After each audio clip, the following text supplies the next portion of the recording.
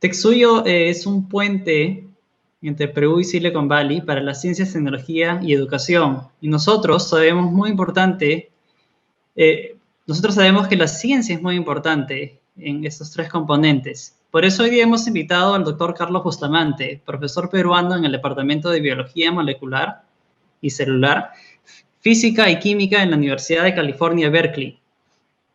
Y es investigador también en el Instituto Médico Howard Hughes. El doctor Bustamante es un líder en el desarrollo y uso de métodos de manipulación directa de moléculas individuales para abordar una serie de procesos importantes en la célula. El doctor Bustamante también es miembro de la Academia Nacional de Ciencias de los Estados Unidos y es miembro de la Academia Estadounidense de Artes y Ciencias. Bienvenido, doctor Carlos Bustamante. Gracias. Gracias, Luis. Doctor Bustamante, usted es peruano y trabaja como un profesor investigador en la Universidad de California, Berkeley. Cuéntenos acerca de su trayectoria profesional. ¿Cómo ha llegado un peruano a ser un distinguido profesor en la Universidad de California, Berkeley? Bueno, en primer lugar quiero agradecerle a los organizadores por invitarme y por darme la oportunidad de participar en Texuyo. Es mi primera vez en esta interesante reunión y también quiero agradecer las palabras de Hernando Torres, el cónsul del Perú en San Francisco, por su generosa descripción de mi persona. Bueno, la verdad es que yo creo que uno no planea este tipo de situaciones profesionales. Lo que hace uno se dedica a trabajar mucho en lo que a uno le interesa, en lo que a uno le gusta, lo que le apasiona, y eventualmente se van presentando oportunidades para ir escalando, digamos, en la pirámide académica. Y bueno, debo decir que en primer lugar, mi intención original al salir del Perú era obtener el doctorado en Berkeley justamente y regresar al Perú.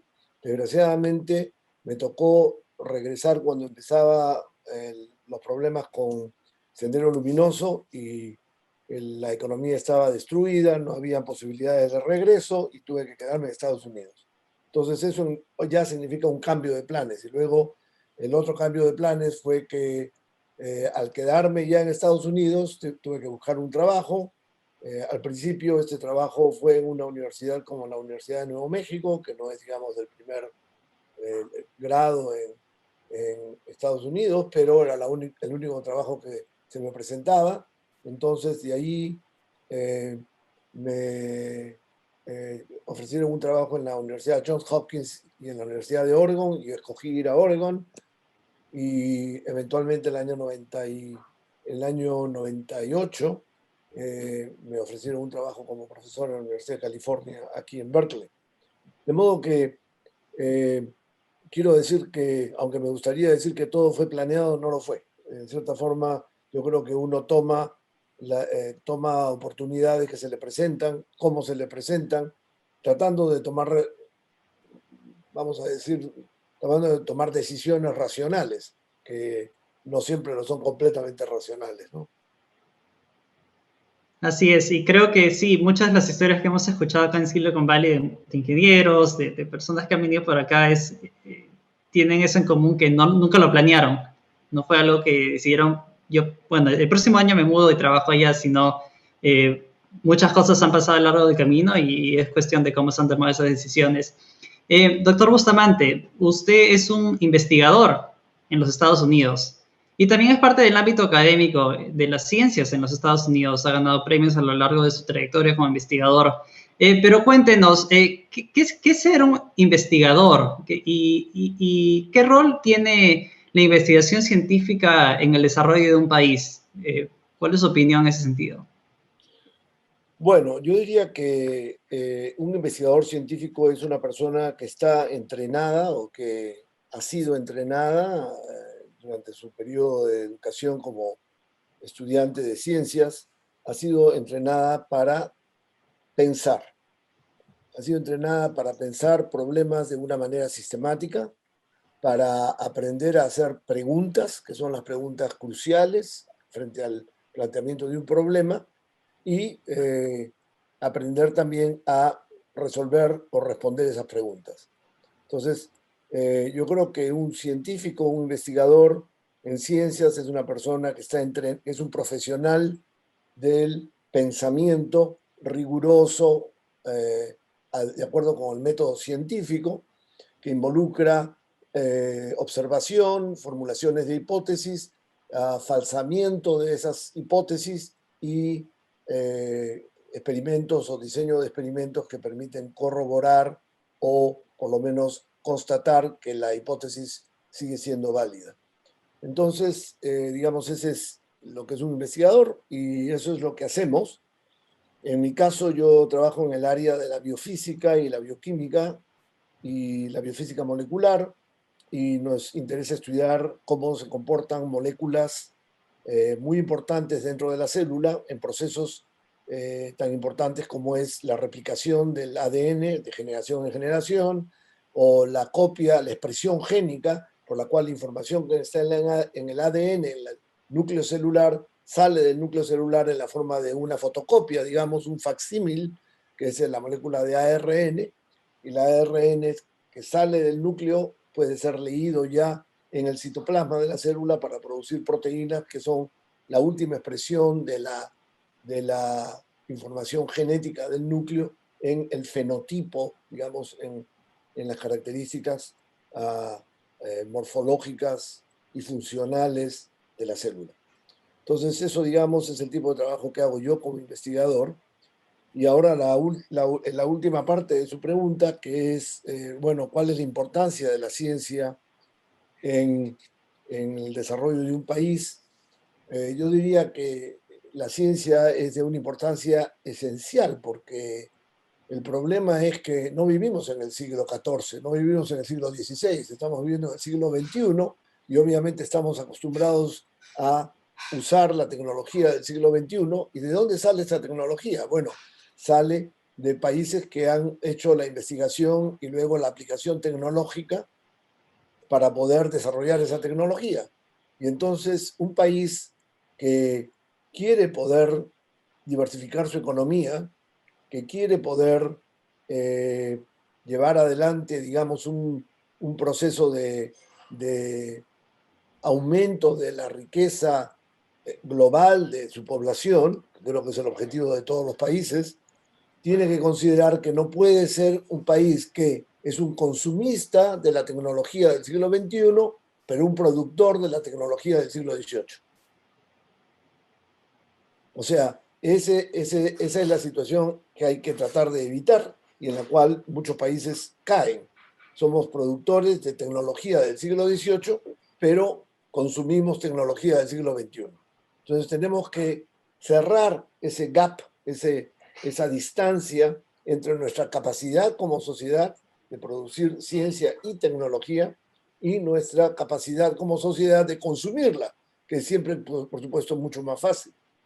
Además, que los países que no tienen ese gap necesitan consumidores, así que están muy contentos de que nosotros seamos consumidores. No nos van a ayudar a volvernos generadores de información científica y tecnológica. De modo que yo creo que... Y el otro problema, por supuesto, es que, bueno, ustedes muchas veces uno dice, bueno, claro, el Perú es un país relativamente pequeño, con una población relativamente pequeña, contra China, cómo podemos competir contra Estados Unidos o contra Alemania o países de esa naturaleza. Pero en realidad eso no es un razonamiento completamente válido porque, en primer lugar, nosotros vivimos en un contexto y ese contexto es un contexto regional y en la región los países que nos rodean son países equivalentes y ese debería ser nuestro primer objetivo, no quedarnos a la saga entre los países equivalentes, digamos, de nuestra región, número uno. Número dos, el hecho es de que incluso lo hemos visto en el siglo XX, a fines del siglo XX sobre todo, países que no eran potencias tecnológicas, como hablamos de China, o como podemos hablar de Corea del Sur, como podríamos hablar de Japón, son países que se beneficiaron de la inversión de países que tenían la tecnología porque les convenía porque había una mano de obra más barata, porque había un capital humano preparado, un capital humano preparado, uh, por razones geopolíticas indudablemente también, pero el hecho es que estos países tenían ese capital humano ya preparado que les permitió aceptar el reto de desarrollar esa tecnología, de incorporar primero esa tecnología en el país y luego desarrollarla ya por su cuenta para generar verdaderas potencias industriales como son las que vemos en Japón, en Corea del Sur, en China. De modo que si, por ejemplo, una compañía como Google decide que quiere colocar una planta de algo en Sudamérica, la pregunta que tenemos que hacernos es, ¿la colocarían en el Perú? ¿Tenemos la preparación de ingenieros listos como para poder aceptar el reto? ¿O la planta Google o la gente de la compañía Google diría, no, mejor la ponemos en Chile porque hay mejores ingenieros y hay una infraestructura científico-tecnológica mejor que en el Perú, o en Argentina, que tiene una tradición científica enorme? ¿En dónde colocarían la planta? Entonces, ese primer paso, que puede ser un paso de transferencia tecnológica y de transferencia de cultura tecnológica en la cual nuestros ingenieros empiezan a trabajar ya a nivel del borde del conocimiento en el Perú, en plantas desarrolladas en el Perú, quizás con capitales extranjeros, por razones laborales, ya lo hemos dicho, ¿no? Lo acabo de decir. Ese primer paso tenemos que ser capaces de estar preparados para aceptar ese reto. Entonces yo creo que preparar y reforzar la infraestructura científica y tecnológica del país es absolutamente necesario si queremos competir. Gracias, doctor. Hablando de la cultura, y usted se refirió acerca de esta transferencia de cultura en cuestión de investigaciones científicas. Cuando yo tenía la oportunidad quizás de conversar con muchas personas en Perú, muchas personas allá piensan que la investigación científica solamente se desarrolla en las universidades y quizás solamente producen un conocimiento de ciencias puras y quizás no ven la conexión entre la investigación científica y como usted está diciendo, el desarrollo de un país. Pero aún así, la semana pasada hemos aprendido acá en todo el mundo que una profesora de su universidad recibió un premio Nobel de química por la investigación en la tecnología CRISPR. Entonces, quizás ahí la pregunta que le quería hacer es, en su opinión, ¿cuál es la relevancia de la investigación, no solamente para el área académica, sino también para gobiernos, corporaciones y quizás inclusive startups? Claro, bueno, yo creo que la investigación científica no es la separación de investigación en investigación pura y investigación aplicada es un poco como la separación entre la física y la química, ¿no? Digamos, un formalismo que permite estudiar un poco más fácilmente ciertos aspectos y es una separación ficticia, porque la naturaleza claramente no es física separadamente de ser química.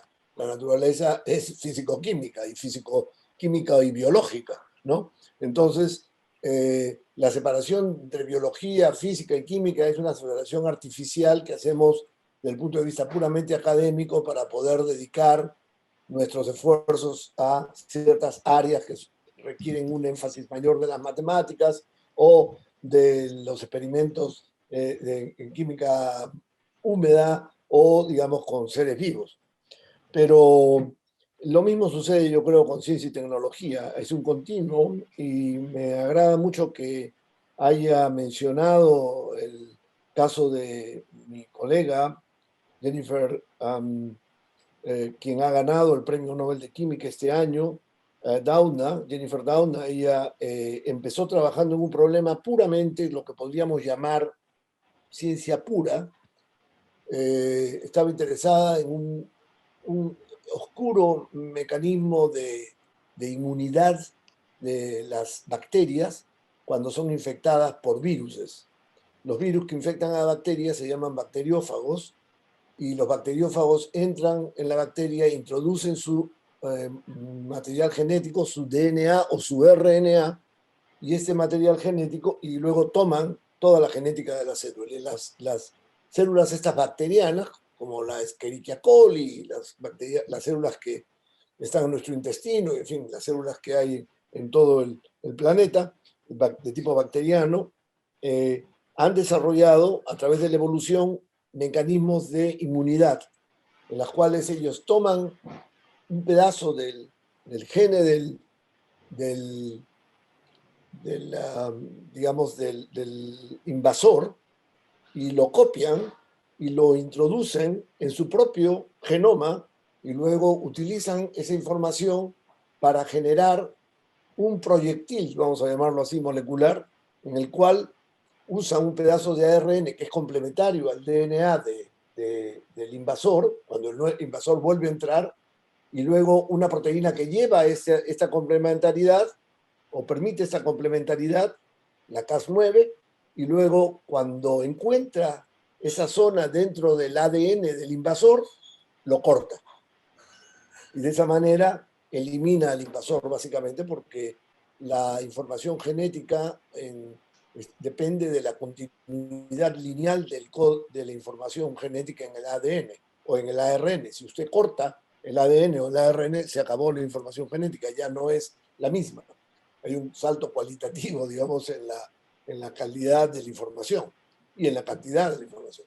Entonces, digamos, esto es lo que se le ocurrió a Doudna y a Charpentier en Francia, es usarlo como una manera para poder editar genomas.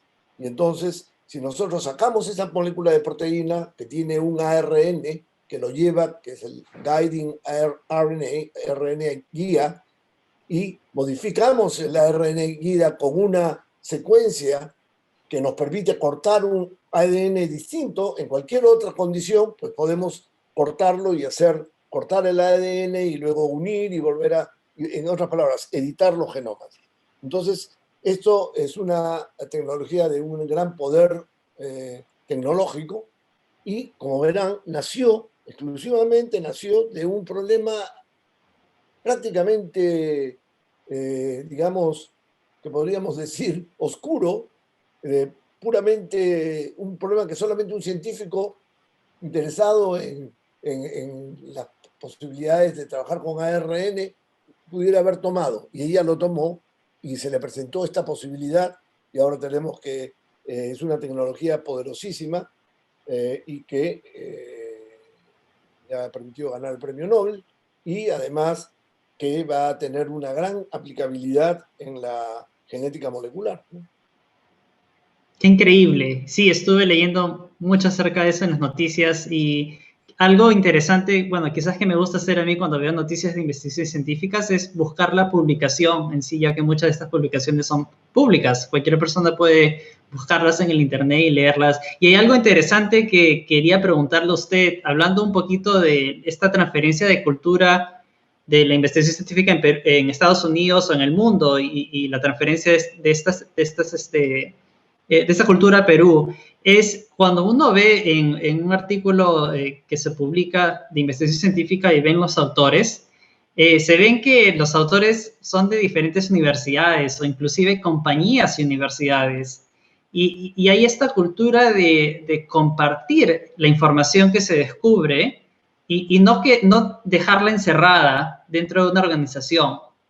Y hay siempre, creo que hay un contraste interesante en la investigación científica entre el compartir y quizás el restringir el acceso a la información para volverlo algo secreto. Entonces, pero lo interesante que yo vi ahí fue que la investigación que se hace acá, he notado que hay compañías, corporaciones americanas que están haciendo esas investigaciones y hacen información pública. ¿Cuál cree usted que es el beneficio de compartir esta información públicamente? ¿Por qué las compañías harían eso? ¿Cree usted que hay algo que se pueda rescatar de esa cultura y llevarla a Perú para dar esta idea de compartir la información, hacerla pública y que cualquier persona la pueda usar? Bueno, Yo creo que con respecto al trabajo científico, ciertamente el ethos del trabajo científico es la de compartir la información. Es la tradición cultural de Occidente, en el que no basta con que uno sepa la verdad, sino uno necesita publicarla y difundirla. Eso es lo que nos enseñaron los griegos y Platón dijo, Sócrates decía muchas verdades, pero está equivocado en esto y publicó sus libros. Y luego vino Aristóteles que decía, no, Platón estuvo muy bien y Sócrates estuvieron muy bien, pero yo creo que en esto estuvieron mal y publicaba sus libros. Entonces, esa tradición, digamos, que es la tradición de Occidente, es distinta quizás a la tradición de Asia, asiática, donde quizás el conocimiento, el, la el llegar a la perfección, digamos, o el llegar a la perfección espiritual y a la sabiduría, es quizás un acto mucho más personal. Pero en la investigación científica como la conocemos nosotros, creo que esta es la tradición de Occidente en la que tenemos que, en la que nos debemos mover y es como se mueve la ciencia en general. Lo que sabemos lo publicamos. Ahora, una cosa es hacer investigación científica para simplemente entender las cosas y otra cosa es hacer investigación tecnológica para, con el objeto de generar, digamos, ganancias, ¿no? Entonces, yo creo que las compañías americanas, por ejemplo, tienen un comportamiento muy razonable en el sentido que, por ejemplo, todo trabajo científico que ellos realizan en las compañías o en colaboración con universidades que no tiene un valor estratégico económico para ellos, lo difunden. Porque si todos se ponen de acuerdo en hacer eso, todo el mundo gana. Porque no tengo yo que inventar la rueda que ya la inventó el señor X en la otra compañía. Y que son, digamos, resultados no estratégicos. Pero en todo tipo de comercialización, claro, siempre hay un paso que puede ser crítico, que puede ser esencial, que puede ser el cual le da, digamos, su valor a la aplicación técnica, al producto que se trata de vender, y por lo tanto, en ese caso, es justo que las compañías tengan, digamos, eso como un secreto, porque si no, entonces no están dedicadas a generar riqueza, están dedicadas a simplemente compartir la información.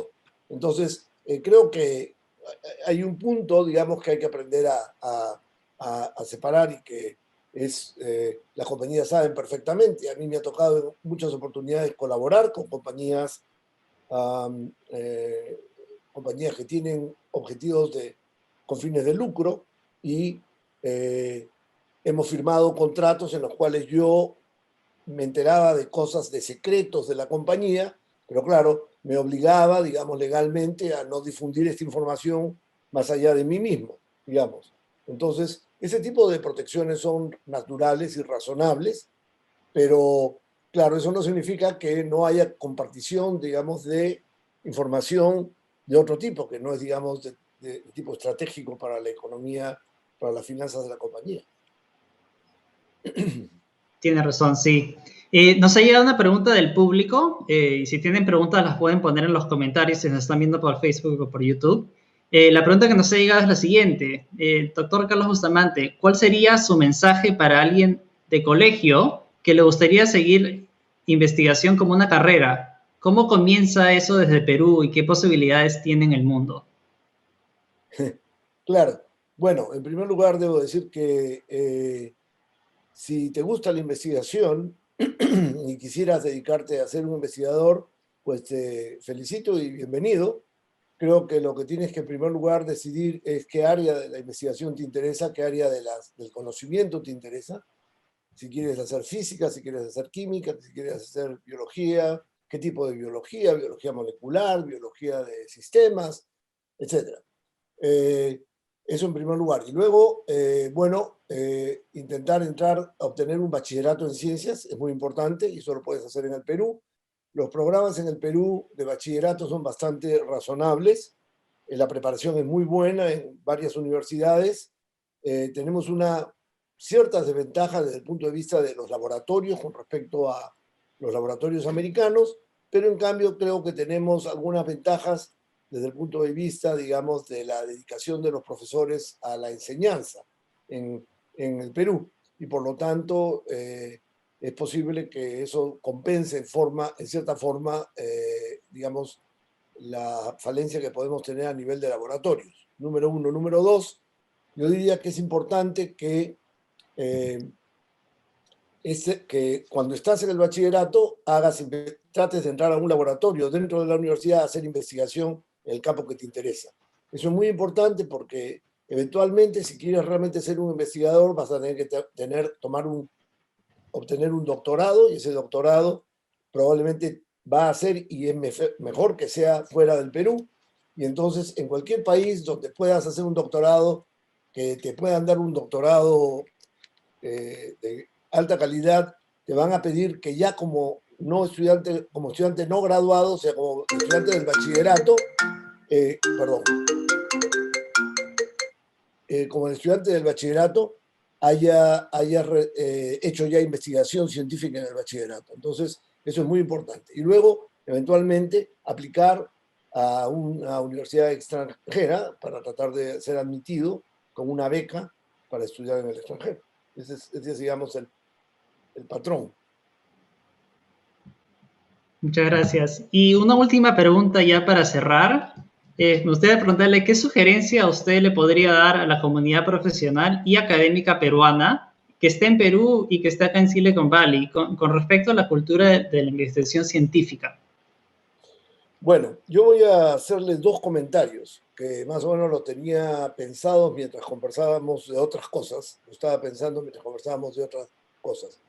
Una tiene que ver con la presencia de peruanos en el Silicon Valley y la otra tiene que ver con la presencia de peruanos en el resto de Estados Unidos, que son profesores peruanos, etc. En el caso de los profesionales en Silicon Valley, me parece muy loable que ustedes estén organizando este simposium, digamos, de peruanos que están interesados en tecnología, en la posibilidad de la aplicación tecnológica en el Perú. Pero voy a tomar prestado una idea que le oí a un amigo muy querido mío, Luis Anavitarte, Laos, que trabaja en el Silicon Valley, en efecto, trabaja para el grupo Gartner en el Silicon Valley.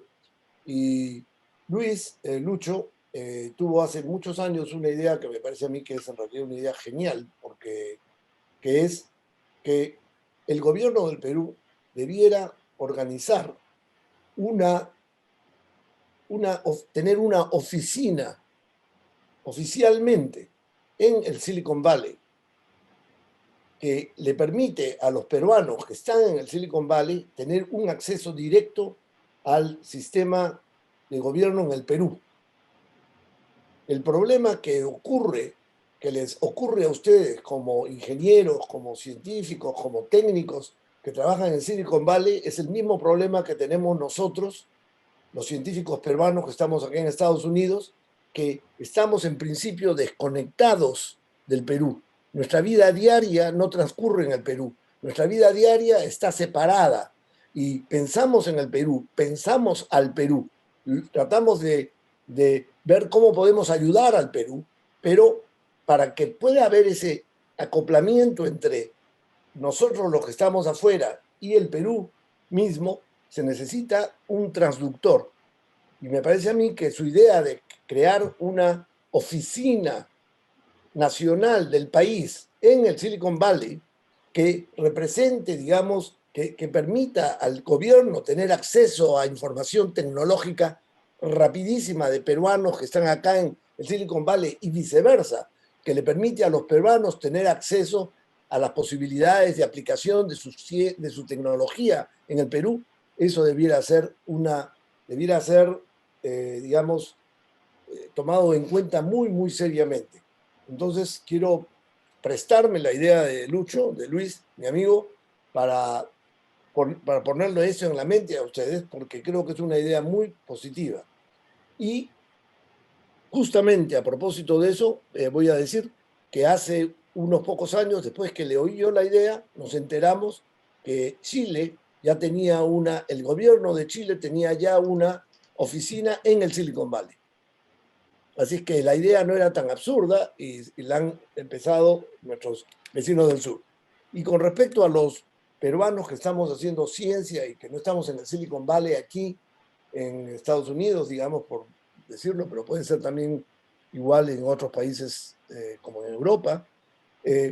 Yo creo que el capital humano es el más importante de todos los capitales, en ciencia y en tecnología. Y entonces, si tenemos peruanos que están acá en Estados Unidos, por ejemplo, que son profesores en las universidades, ¿por qué no hacer que esos peruanos creen laboratorios suyos, copias de sus laboratorios en el Perú? Ya los perdimos como profesores en las universidades peruanas. Han hecho sus vidas en Estados Unidos, tienen hijos en Estados Unidos, están casados, tienen su vida y su mundo aquí. Están en universidades magníficas, muchas de ellas no van a regresar, ¿no? Hay muy poco que le pueda ofrecer el Perú en este momento a un profesor que ya está establecido en una universidad americana, pero lo que le puede ofrecer es, nosotros le vamos a apoyar para que usted pueda crear un laboratorio en el Perú paralelo al suyo, gemelo al suyo. Es el proyecto que yo he llamado Laboratorios Gemelos, y yo he creado un laboratorio gemelo al mío en Cayetano Heredia, la Universidad Cayetano Heredia, que está publicando ya en revistas internacionales de primer nivel como Nature Communications y así, justamente porque me propuse hacerlo, y desgraciadamente después de que yo hice ese esfuerzo no ha pasado nada. Han pasado 10 años desde que creamos el laboratorio y no ha habido una segunda opción. ¿Por qué? Quizá porque algunos de los peruanos que quisieran hacerlo, colegas míos, profesores acá, no son investigadores de Howard Hughes y por lo tanto no pueden usar el dinero, no tienen el dinero para poder hacer un esfuerzo de esa naturaleza. Entonces, ¿por qué no lo hace el gobierno peruano? ¿Por qué el gobierno peruano no escoge a 10 profesores peruanos? 10. Y les da dinero para que puedan organizar laboratorios en el Perú. En 5 años cambiamos el ritmo de la universidad peruana y de la investigación científica en el Perú. En 5 años. Quintuplicamos, literalmente, la calidad y la dinámica de la investigación en el Perú. Y esa es una manera de transformar una derrota, una aparente derrota, porque el peruano no regresó y nos lamentamos por la fuga de talentos y tocamos el violín y todo eso, pero es una manera de transformar esa derrota en victoria. Porque como le dije alguna vez, lo dije yo alguna vez, es como si pudiéramos hacer de cuentas que todo en realidad fue planeado por el gobierno peruano. Envió a los peruanos a infiltrar a los Estados Unidos y apoderarse de la tecnología y volverse profesores en las universidades americanas, y luego que ya los tenían como incubus en las universidades americanas, les dijo, señores, es el momento de retornar y transferir la tecnología al Perú. Todo fue bien planeado por el gobierno peruano, ¿eh? Como hacemos los peruanos siempre las cosas, bien planeadas.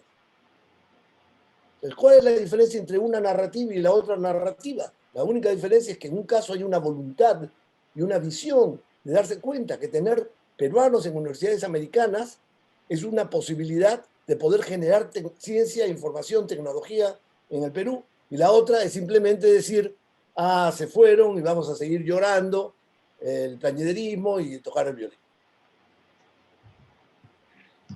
Qué buena idea, doctor Bustamante. Definitivamente ya con el equipo de Perú SB ya hemos escrito las ideas y vamos a ver cómo hacemos para implementarlo, ya que se alinea con nuestra misión acá en Perú SB. Muchas gracias nuevamente por haber participado en TechSuyo este año. Estamos muy felices que haya podido tener la oportunidad de conversar con nosotros y esperemos que el público haya también disfrutado de esta conversación. Y lo felicito nuevamente por todos sus premios, por trabajar no solamente para avanzar la investigación científica globalmente, pero también nos encanta estos proyectos que usted tiene con relación a Perú y tener su laboratorio gemelo. Son cosas muy increíbles y que todos los peruanos se los agradecemos. Que tengan buenas tardes y muchas gracias.